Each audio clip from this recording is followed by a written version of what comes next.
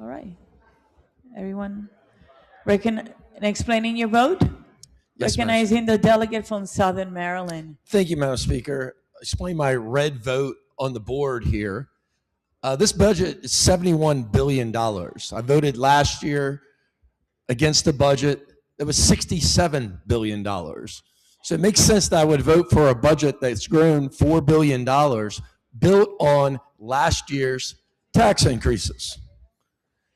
And look, there's a bunch of gimmicks, election year gimmicks you might want to call, with transfers in this budget. But I'm going to point out this one little graph here coming from DLS.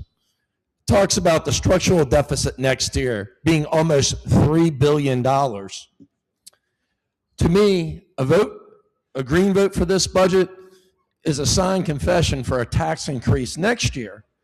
And also not accounted in this budget are the discrepancies from different audits that we've had, reimbursement for our federal government. Also not in this budget is $4.9 billion for the sex abuse scandals that happen in Maryland. Also in this budget is not any of the reparations that was passed that we're going to have to pay sometime in the future. So to me, the responsible thing is a red vote on this, because voting for this is going to raise taxes in the future. There's no doubt about that. Thank you, Madam Speaker. Madam Speaker. Recognizing the minority leader. Thank you, Madam Speaker. I have to sort of respond to that. Last year, there was $1.6 million in new taxes and fees included in the budget, and every Republican member of this General Assembly voted against that. Next year, if you include in your budget additional taxes and fees, I hope and suspect every Republican member of this General Assembly will vote against that.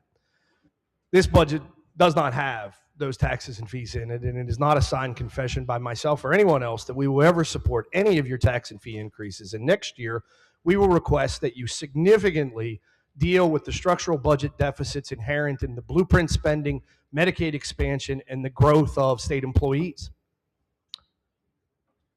I would note for the record that between the years of 2019 and 2022, the aggregate budget of the state of Maryland went from $43,790,000,000 to $60,871,000,000. 2019 to 2022, and an awful lot of people in this room, including some people who speak about budget constraints, voted for those budgets. That is a $17 billion increase in 4 years. Between 2023 and now, the budget has gone from $63 billion to $70.7 billion. That is a smaller rate of growth. It is growth. It is unsustainable. We do spend too much money in the long range and in the long term. But I really believe in us being accurate about what we're doing and what we're not doing. There are elements of this budget that I don't like. The budget has thousands of things in it. I cannot get my way on all of them. There are elements in this budget that I think are important and that reflect priorities of communities across this state. My community does not have a federally supported military installation to provide all of our jobs.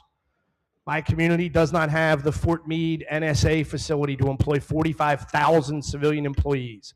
If you took Fort Meade from Anne Arundel County and you moved it to Cumberland, Maryland, nobody'd be happier than me.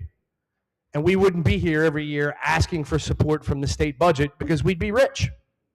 We would have a sustained economy. And that is why some individuals from parts across this state believe that if you don't have taxes and fees, and that if the overall rate of budget growth is within the range of budgets that people have voted for, I went back and I looked who voted in 19, 20, 21, 22. I looked. You all should go look at rates of increase that you voted for versus rates of increase that you won't. Myself and everyone else I know will not support any taxes and fees going forward in any way, shape, or form, but we can vote for this budget. Thank you. You're welcome.